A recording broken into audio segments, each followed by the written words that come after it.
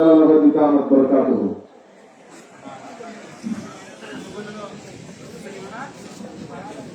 হযরতজি বয়ান করছেন যে মওজুর উপরে কিনার ক্ষতি ও তার প্রতিকার এই সম্পর্কে লাইব্রেরিতে কিতাব আছে, যারা চায় সংগ্রহ করতে পারবে। আর যে সমস্ত ভাইয়ারা পিছনে দাঁড়ায় আছেন, বাম দিকে ভিতরে অনেক জায়গা আছে, আপনারা দয়া করে ভিতরে চলে আসেন, হযরতের বয়ান শোনার জন্য ভিতরে চলে আসেন। আর সবাই সামনের জায়গাটা একটু ভরে বসি, প্রত্যেকেই সামনের জায়গাটা ভরে বসি। পিছনে অনেক ভাইয়ারা দাঁড়ায় আছেন, এনাদেরকে ঢোকার জন্য জায়গা করে দেই।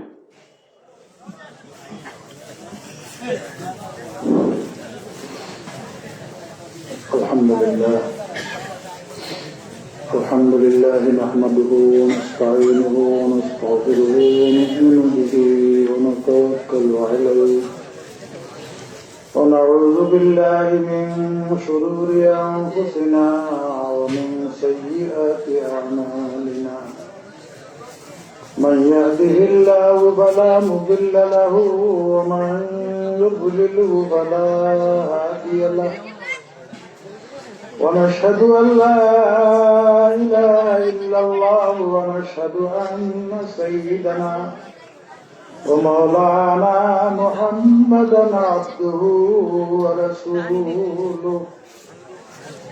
صلى الله تعالى عليه وعلى آله وأصحابه وبارك وسلم تسليما كثيرا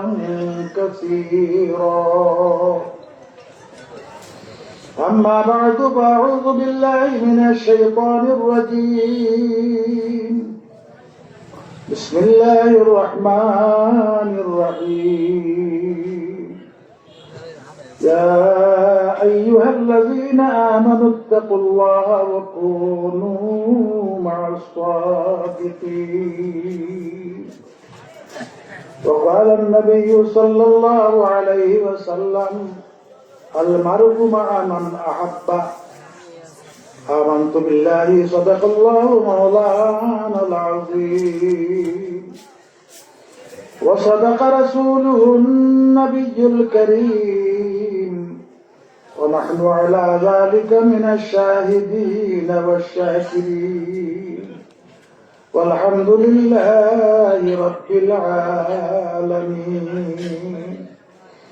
محبت السطح امرأة درود شريف اللهم صل على محمد وعلى آل محمد كما صليت على إبراهيم وعلى آل إبراهيم إنك حميد مجيد اللهم بارك على محمد وعلى آل محمد كما باركت على إبراهيم وعلى آل إبراهيم إنك حميد مجيد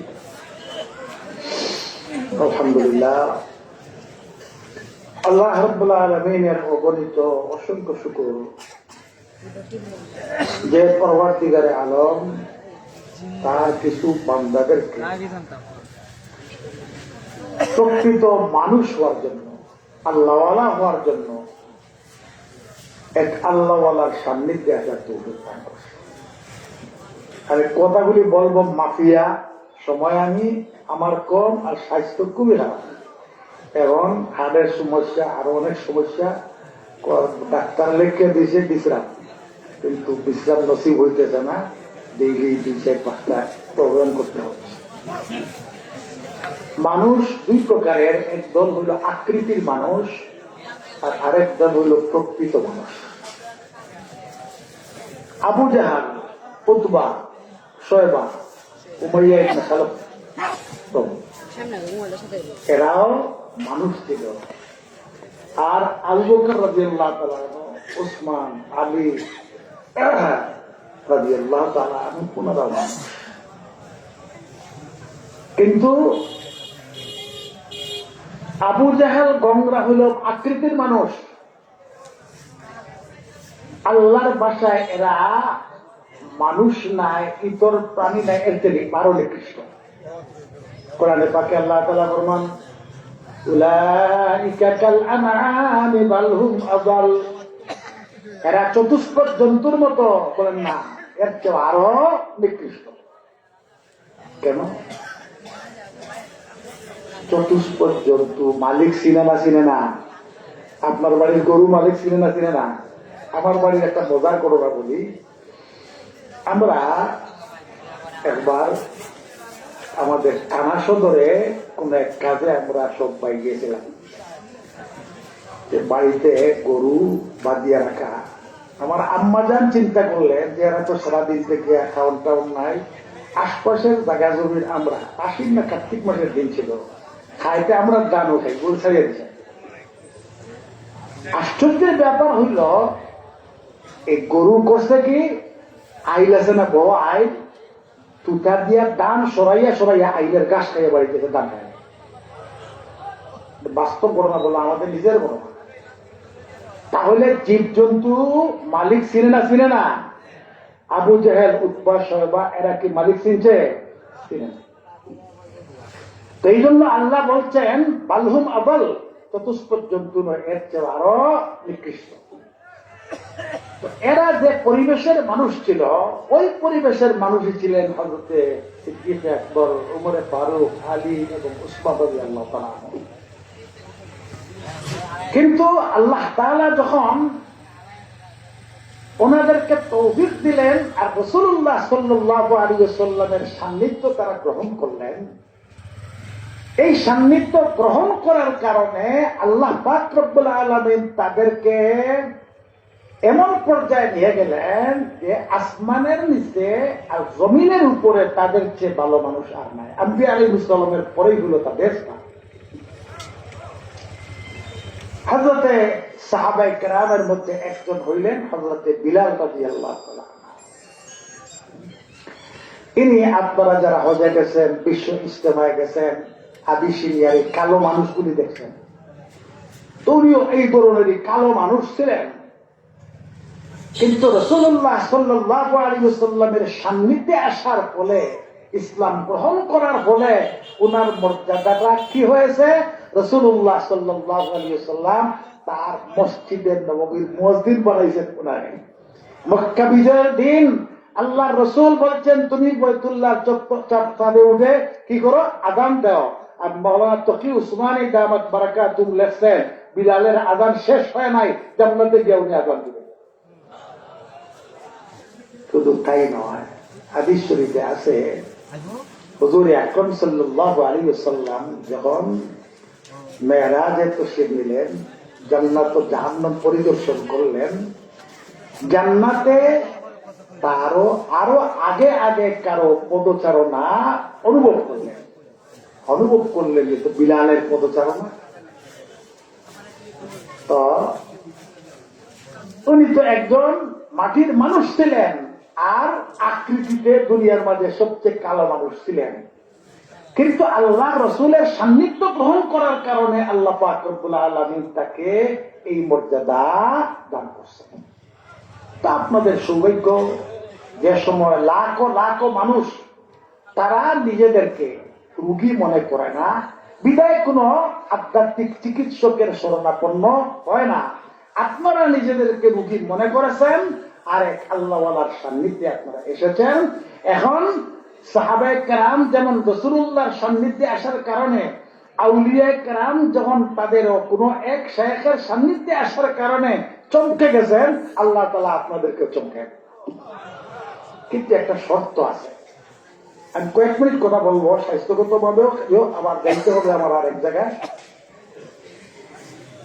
বহু মানুষ আছে 10 বছর, 20 বছর, 30 বছর, 40 বছর কোন শায়েখের সাথে সম্পর্ক, কিন্তু তার কোন পরিবর্তন তেমন নাই। আর কোন মানুষ আছে অল্প সময় সান্নিধ্য গ্রহণ করছে, কিন্তু তার মধ্যে একটা বিরাট পরিবর্তন আসে। এর মৌলিক কারণটা হইল, প্রথমে শায়েখ চিনতে হবে। এখন যদি উনি প্রকৃত মুর্শিদ হইয়া থাকেন, মুর্শিদে কামিল, তাহলে তার সংস্পর্শে আসলে আপনার জীবনে পরিবর্তন হবে। কিন্তু এই পরিবর্তনের জন্য আরেকটা শর্ত হইল কুশল আপনার মৃতদেহ যেরকম ভাবে কুশলদাতার কাছে নিজেকে অর্পণ করে তার আর কোন রকমের কোন এখতিয়ার নাই, ইচ্ছা নাই, যেভাবে উনি নাড়া এইভাবেই নড়বে, হ্যাঁ, ওর কোন এখতিয়ার নাই। ঠিক এইভাবে যদি মুর্শিদের কাছে আপনাকে 100 ভাগ সুপুর্দ করিয়া দেন, উনি আপনি বিবাহ করবেন, ব্যবসা করবেন, হ্যাঁ, খেতখানা করবেন, যেটাই করবেন শেখের কিনিয়া পরামর্শ নিয়ে আপনি করবেন, এইভাবে নিজেকে সুপুর্দ করিয়ে দিবেন, আল্লাহ তাআলা আপনাকে চমকাইবে, এর মধ্যে কোনো সন্দেহ। আর হালুয়া রুটি আর বিরিয়ানির পাগল হইয়া যদি এখানে আসলে হালুয়া খাওয়া যাবে, তাহলে 1000 বছর এখানে আসলেও আপনার কোনো পরিবর্তন হবে না। দেখা যায় স্বল্প যুগে তারা প্রকৃত আল্লাহওয়ালা, এদের রূপ ধারণ করিয়া কিছু মানুষ সমাজের মধ্যে মানুষকে বিভ্রান্ত করে। সর্বসাধারণ কে প্রকৃত ওলি আল্লাহ আর কে ওলি আল্লাহ না, এটা বুঝার মতো যোগ্যতা কম। মানুষ মনে করে এই কথাটা যে যদি কারোর থেকে কোন কেরামত অলৌকিক কিছু ঘটে তাহলে উনি সবচেয়ে বড় পীর।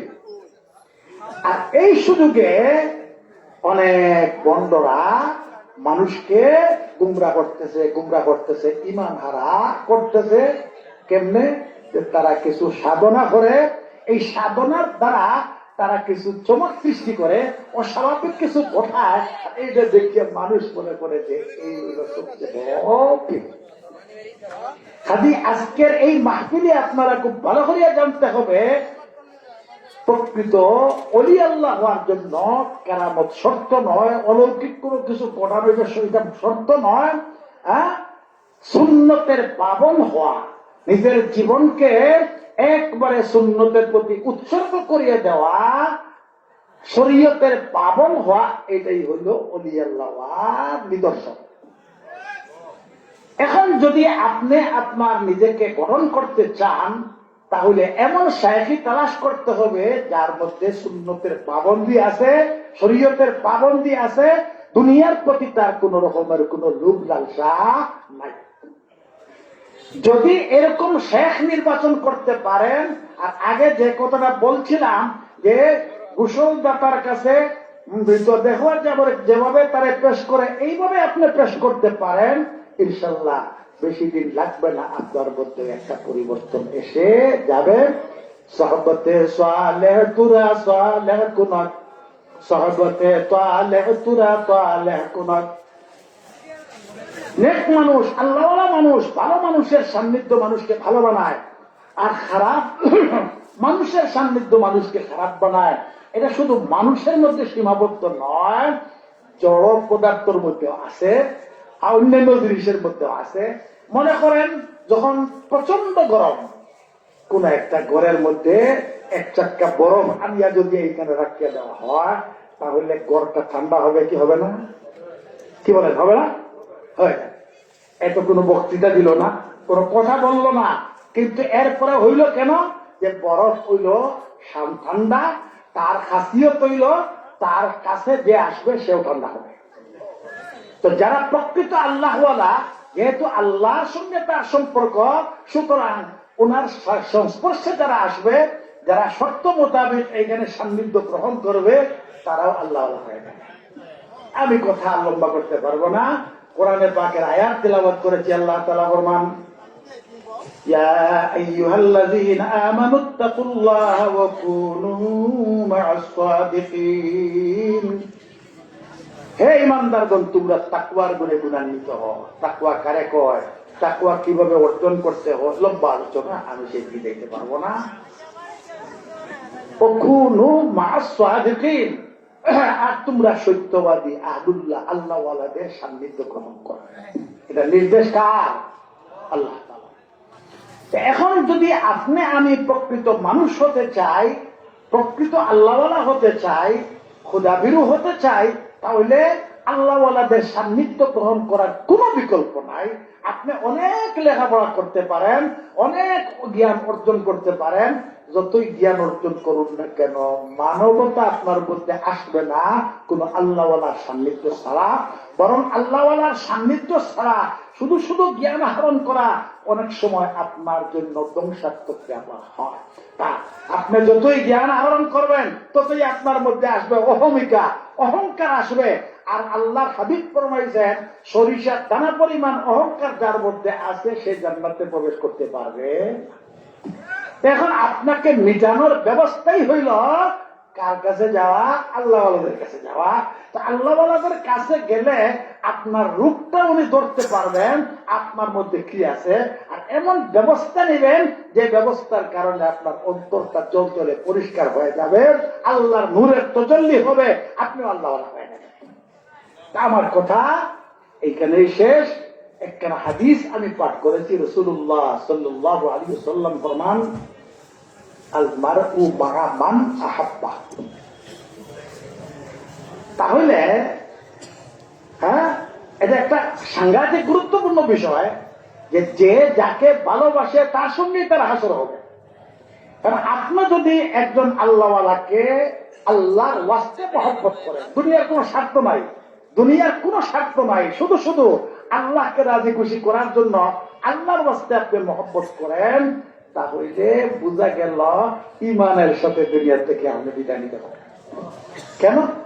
যে আল্লাহ রসুল ফরমাইছেন যার সঙ্গে মহব্বত তার সঙ্গে হাসর। আল্লাহওয়ালাকে আপনি ভালোবাসলেন, মহব্বত করলেন, আল্লাহওয়ালার সঙ্গেই তো আপনার হাসর হবে। এখন হাসর হইতে গেলে ইমান তারা মরলে কি হাসর হবে?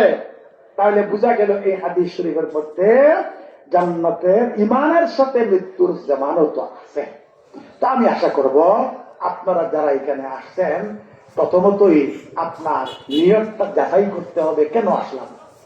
2 নম্বরে একটা মুজাহাদার জন্য প্রস্তুতি নিতে হবে, কারণ আল্লাহর নিজাম হইল দুনিয়াতে চেষ্টা ছাড়া আল্লাহ তাআলা কিছু দিবেন না।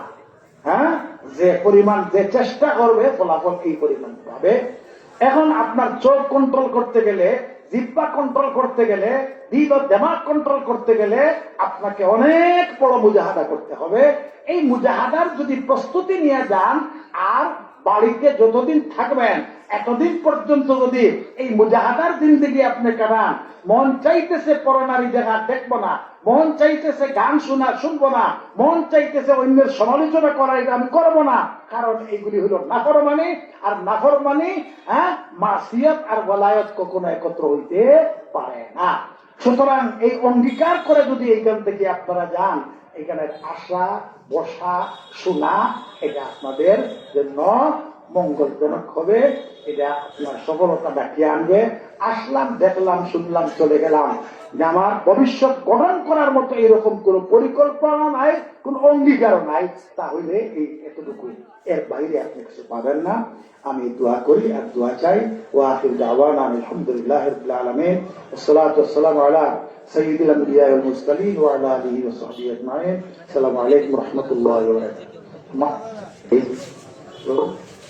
একটা মাসলা, সচরাচর ওয়াজ মাহফিলে বক্তারা বয়ান শুরু করার আগে আসসালামু আলাইকুম ওয়া রাহমাতুল্লাহ মানুষের বাধ্য করে জবাব দিতে। আমার কাছে ফতোয়া আছে এটা দুরুস্ত না, ঠিক না, এটা বেদাত। যখন সে আসবে প্রথম মুলাকাতে হইল সালাম। আমি যখন আসছি আর এখন বয়ান করতেছেন, এখন সালাম করার সুযোগ নেই, এই জন্য চুপ করে বসে গেছি। আর যেহেতু মুলাকাত হয়ে গেছে, সালাম দেওয়ার সুযোগ পাইছি না, এখন বিদায়ের সময় সুযোগ আছে, বিদায়ের সালাম কথা বুঝাইলে কিনা?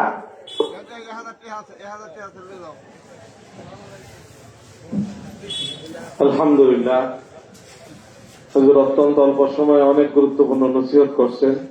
আল্লাহ পাক আমাদেরকে বোঝার আমল করার তৌফিক দান করেন। এখন ইনশাআল্লাহ আসর এশার আজান হবে, এশার আজান হবে, এরপরে 7:15 এশার জামাত দাঁড়াবে। আজানের পরেই আমরা আমাদের জরুরত গুলো সেরে দ্রুত সময়ে মসজিদে চলে যাব। মসজিদে ইনশাআল্লাহ নামাজের আগ পর্যন্ত নামাজের সুন্নত তরিকার মুজাকারা গুলো চলতে থাকবে। আমরা প্র্যাকটিক্যাল নামাজ দেখব এবং মনোযোগের সাথে সুন্নত গুলো শিখে নিব। এগুলি আজান হবে, যাদের উজু আছে আমরা মসজিদের দিকে যাই, আর যাদের উজু লাগবে ইস্তেঞ্জা লাগবে আমরা উজু ইস্তেঞ্জা সেরে খুব অল্প সময়ের ভিতরে মসজিদে এসে কাতারে জায়গা করে নিই।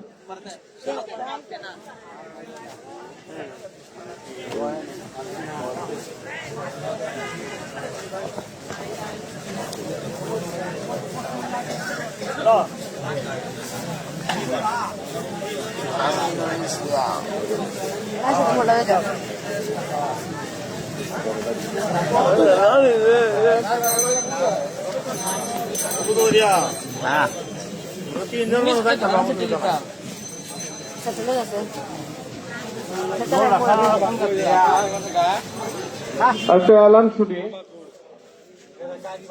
যারা হজরতের কিতাবগুলো নিতে যাচ্ছে, হজরতের কিতাবগুলো আমাদের গেটের সামনে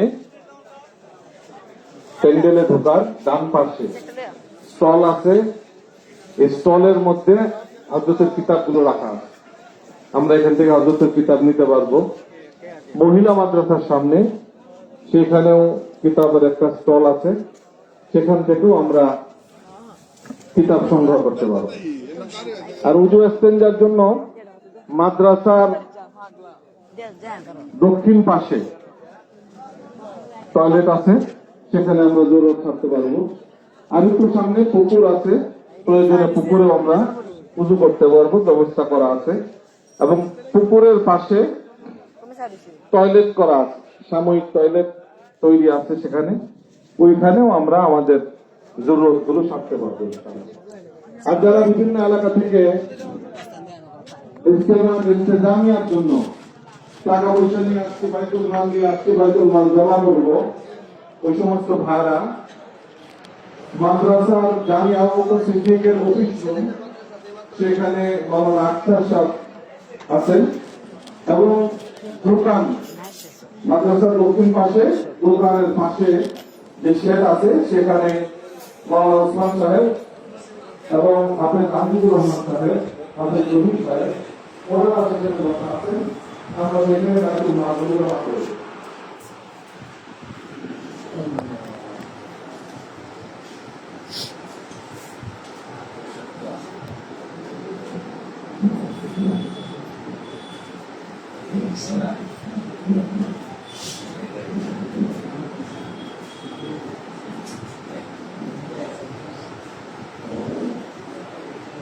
Allahu Akbar, Allahu Akbar, Allahu Akbar, Allahu Akbar. Ashhadu an la ilaha illallah. Ashhadu an la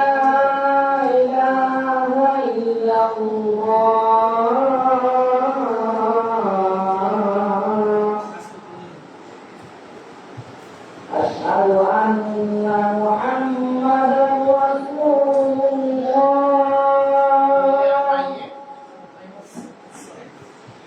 أشهد أن محمدا رسول الله.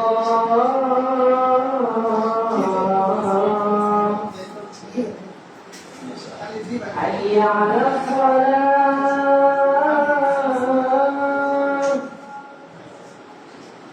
حي على الصلاة،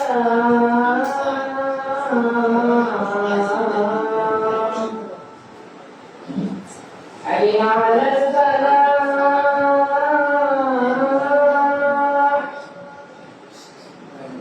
حي على الفلاح.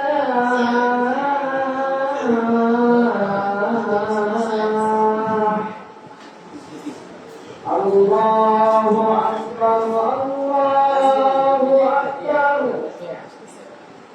لا إله إلا الله.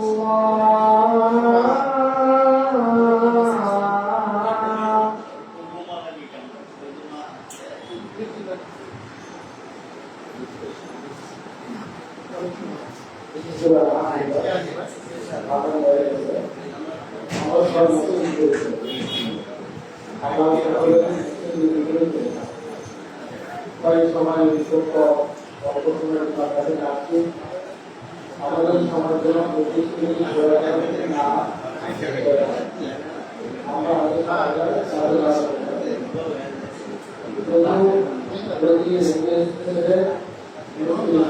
মাঠে রাস্তায় করছি সবাই আমরা সবাই পেয়েছি